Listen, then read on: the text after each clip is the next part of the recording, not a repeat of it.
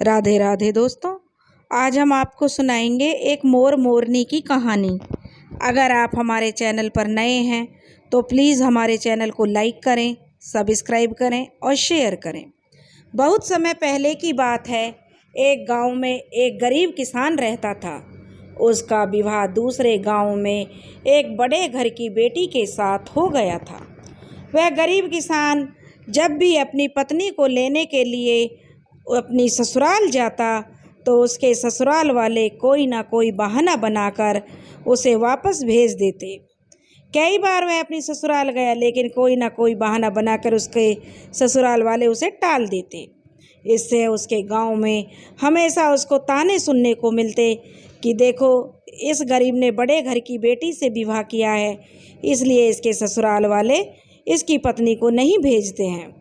लोगों के तानों से तंग आकर वह इतना तंग आ गया कि वह बहुत ही दुखी रहने लगा।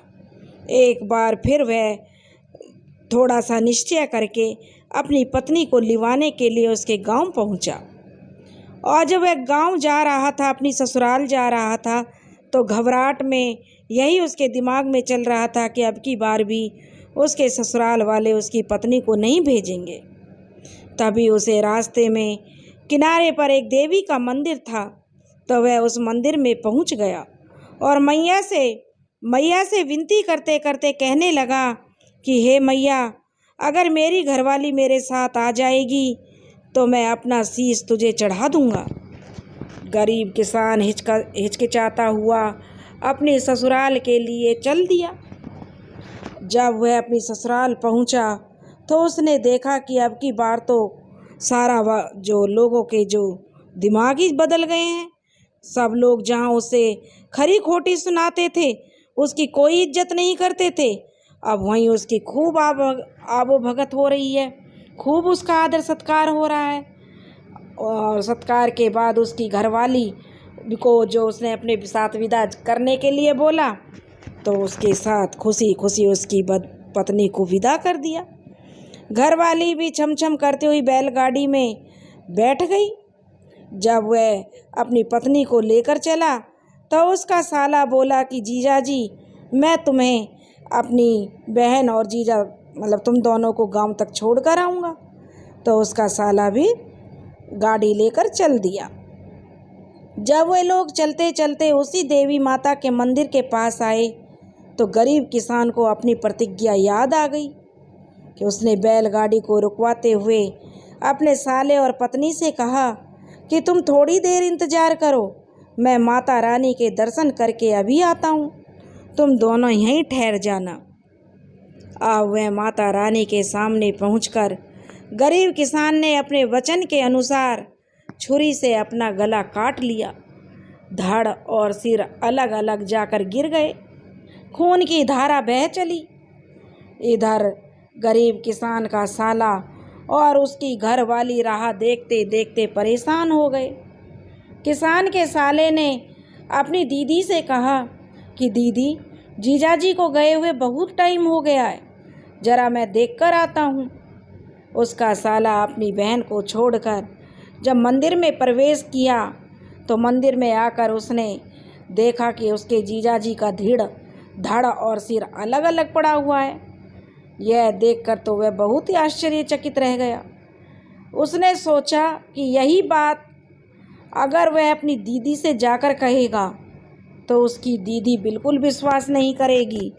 वह सोचेगी भैया ने ही उसके घरवाले की हत्या कर दी है, क्योंकि मायके वालों को उसका ससुराल पसंद नहीं था। तरह तरह की बातें उसके साले के दिमाग में आने लगी, क्योंकि वह सोच रहा था कि मेरी बहन पता नहीं क्या क्या मुझ पर इल्ज़ाम लगाएगी, मेरी बात का कोई विश्वास नहीं करेगा। मैं कैसे अपनी बहन को कौन सा मुंह दिखाऊंगा, कैसे मैं जाकर बोलूं कि जीजाजी तो मरे पड़े हुए हैं। इससे तो अच्छा है कि बहन का आरोप लगे, उससे तो मुझे भी मर जाना ही चाहिए। किसान के साले ने इसी संताप में घुटते हुए छुरी उठाकर अपनी गर्दन काट दी। उसका भी सिर और धड़ अलग अलग जा गिरा और खून की धार बह चली। उधर किसान की घरवाली बैलगाड़ी में बैठे बैठे बहुत घबरा रही थी कि कब से उसका पति और भाई दोनों गए हैं। दोनों की कोई उसकी जो तलाश करने भैया गया उसकी भी कोई खबर नहीं दिया कर। इसलिए वह गाड़ी से उतरी और दोनों को तलाशते हुए मंदिर में जो चली गई। जब वह मंदिर में चली गई तो वहाँ का दृश्य देखकर उसने अपना सिर पीट लिया, विलाप करने लगी, ज़ोर ज़ोर से रोने लगी। तभी उसे ख्याल आया कि वह लोगों के कैसे मुंह दिखाएगी। लोग तो उसके चरित्र पर ही दोष लगाएंगे, कहेंगे कि वह इसीलिए पति के साथ नहीं आती थी। ससुराल वाले तो उसे बोलने भी नहीं देंगे कि आज आई है तो देखो अपने पति और भाई की हत्या करा कर आई है, जरूरी है, चरित्रहीन है, इसी ने अपने पति और भाई को मरवा दिया है। अब क्योंकि मायके भी वह वापस नहीं जा सकती थी, भाभियाँ भी उसे ताहने मारेंगी कि भाई और जो अपने पति को मरवा कर आ गई है। कोई भी उसकी बात का विश्वास नहीं करेगा। यह सोचकर उसने भी वहाँ पड़ी हुई छुरी उठाई और अपनी गर्दन काटने को जैसे ही चली तभी देवी माँ ने उसे टोका कि नहीं, ऐसा मत करो। किसान की घरवाली ने देखा तो साक्षात माता रानी प्रकट हो गई। अब किसान की घरवाली गिड़गिड़ाते हुए मातेश्वरी के चरणों में गिर पड़ी और कहने लगी कि इसके सिवा रास्ता ही क्या है माता रानी मेरे लिए। जब मेरे पति और मेरे भाई ही नहीं रहे तो मैं जीकर क्या करूँगी। मातेश्वरी ने उसे हिम्मत बंधाते हुए कहा, घबरा मत बेटी, मैं तेरे घर वाले और भाई को फिर से जीवित कर दूंगी, लेकिन तू इनके धड़ से सिर मिला दे। प्रसन्नता से बावली हुई उस नारी ने, क्योंकि उसे इतनी खुशी हो रही थी कि वे उसके पति और भाई जीवित हो जाएंगे, इसी प्रसन्नता में वह बावली हुई जा रही थी। और इसी हड़बड़ाहट में उसने अपने घरवाले के धड़ पर भाई का सिर और भाई के धड़ पर घरवाले का सिर लगा दिया। मातेश्वरी ने दोनों को जीवित कर दिया। दोनों ने अपने अपने कपड़े झाड़ते हुए उठकर खड़े हो गए। अब उस स्त्री के लिए अब समस्या यह खड़ी हुई कि इन दोनों में से किसे घरवाला माने और किसे पति को माने। यह समस्या उसके सामने आ गई कि किसे घरवाला और पति माने और किसे भाई माने। तो जब उससे यह समस्या नहीं सुलझी तो वह माता रानी के सामने रोने गिड़गिड़ाने लगी। माता ने भी अपनी कहा कि मैं एक ही बार तुम्हारे पति और भाई को जीवित कर सकती थी, इससे आगे मैं कुछ नहीं कर सकती। माता रानी ने भी अपनी असमर्थता व्यक्त करते हुए कहा कि इसे ब्रह्मा जी ही अब सुलझा सकते हैं। तब वह स्त्री भागी भागी ब्रह्मा जी के पास गई और अपना दुखड़ा कह सुनाया।